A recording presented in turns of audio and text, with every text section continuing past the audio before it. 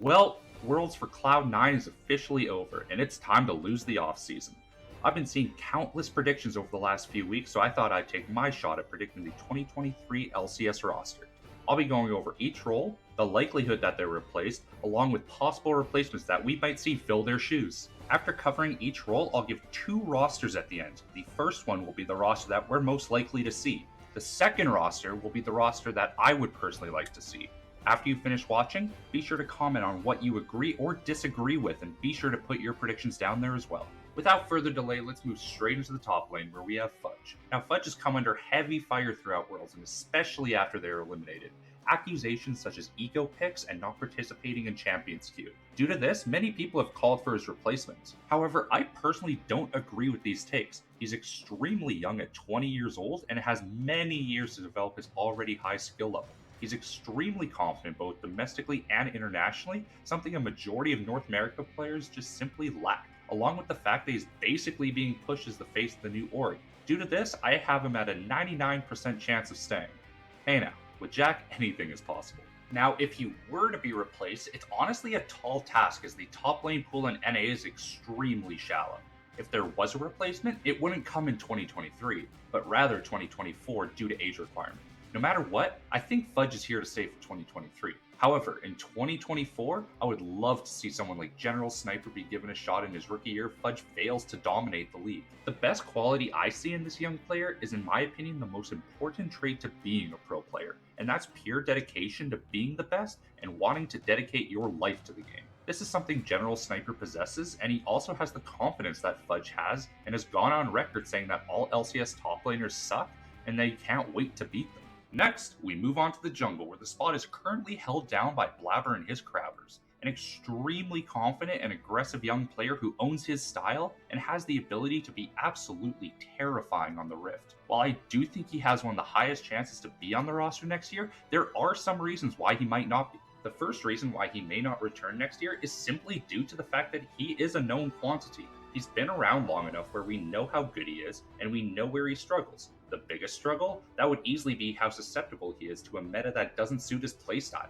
Don't get me wrong, when the meta suits him, he's an absolute beast and a world-class jungler, which allows him to be the center of the team and dictate the pace of the game. However, when it's not his meta, it's very clear and he does look a bit lost. While still a top 3 LCS jungler, this is a glaring issue that has haunted him for years. And personally, I do think he succeeds most when a team plays around him. And Cloud9 this year seem to be way more focused on putting all their faith in top or bot. In my opinion, Blabber would do much better on a younger team where he can be the veteran, teach the rookies the game, and have him be the carry. Now, in terms of possible replacements, there are two in mind that fill different roles and round out the top 3 of the LCS jungler. The first one, if Cloud9 wants to stick with having their jungler be more of an enabler of their lanes, would be Santorin. He's a veteran of the scene who was the standout player of Team Liquid, and honestly, he was the only reason they made top 4. He is very similar to Xsmithy, where he's not a super flashy player, but he's an extremely solid macro player. The second and arguably the hottest free agent of this offseason is Spica.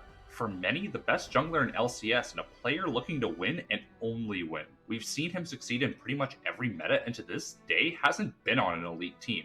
Much like Santorin, TSM only got as far as they did due to their jungler. I do think Spica would fit in Cloud9 very well, as he's shown to be a reliable carry as well as an extremely efficient tank and macro player. Also, unlike Blabber, he hasn't had the success yet, so in my opinion, he is much more driven and determined than Blabber will be coming into this season. Next up, the mid lane, where our prodigal son Jensen resides. He's an 8-year veteran of the scene, going to Worlds every single year.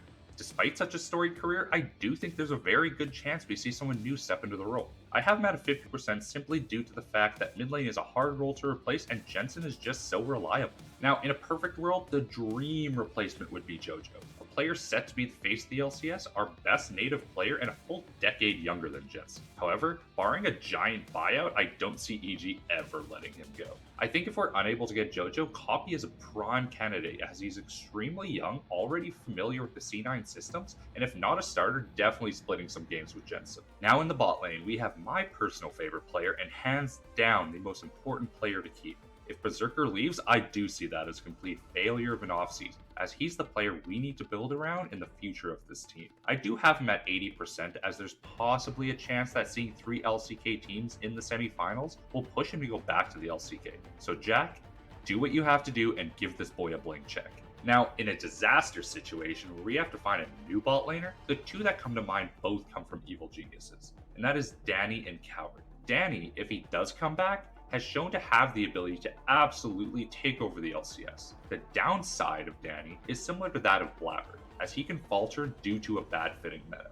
As for Cowrie, we saw him step into a roster last second and have a respectable showing internationally. Don't get me wrong, I only want Berserker, but if it comes down to it, I do think either of these players could fill the gap. Finally, we've now arrived at the most popular topic of the offseason for Cloud9, and that is the support role. While Sven was able to come in and win an LCS title, it was very clear that no player at Worlds was hurt more by a perceived meta shift than him. It takes a lot more than 6 months to become Worlds class after a role swap, and frankly, even if the meta stayed exactly the same, he was simply outclassed internationally. While I do think Sven is one of the hardest working players in the league and one of my personal favorites, I have him at a 0% chance of being on the roster next season. However, I would love to see him step into a coaching or analyst role, whether it's with Cloud9 or somebody else. As for the replacement, pretty much everyone is saying one name and one name only, and that's CoreJJ.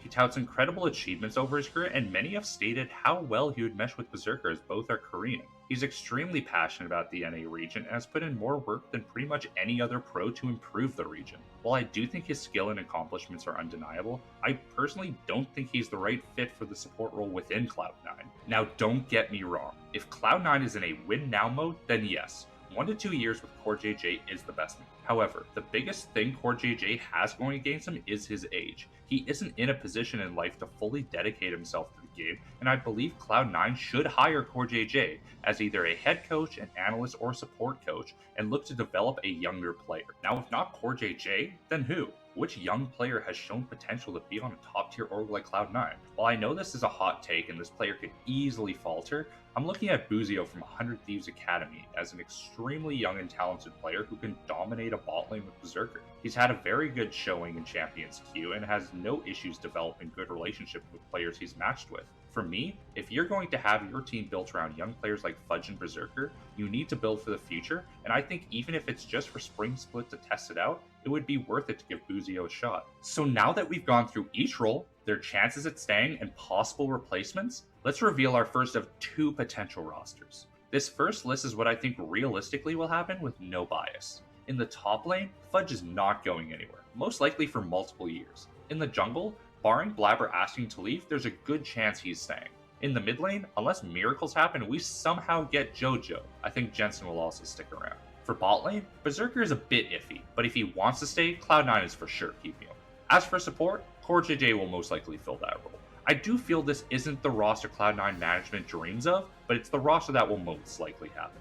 Now for the fun list, where I get what I want and the roster I want. If you disagree with this list, let me have it in the comments down below. Give me your lists. In the top lane, I want Fudge back, and if he struggles, turn that into a general sniper for 2024. As for the jungle, bring on Spica, as I feel he's a higher ceiling than Blabber, is more determined, and isn't affected by meta changes nearly as much. As for mid, bring on JoJo, but I'd be more than happy with Jensen. Bot lane, it's Berserker. Was there really any doubt? Buzio wraps up the roster at support. While I realize this roster is extremely young and volatile, if you wrap it all together with a nice CoreJJ as head coach, you have a team that not only can win LCS, but play their own game internationally with confidence. Honestly, a huge thank you to anyone that made it to this point in the video. And if you really like what you see, be sure to like, subscribe, and if you want to catch me live and talk all things League, my Twitch link is in the description. I stream 3 times a week, and I'm looking to upload 4 times a week. Take care, and I can't wait to see you for the next video.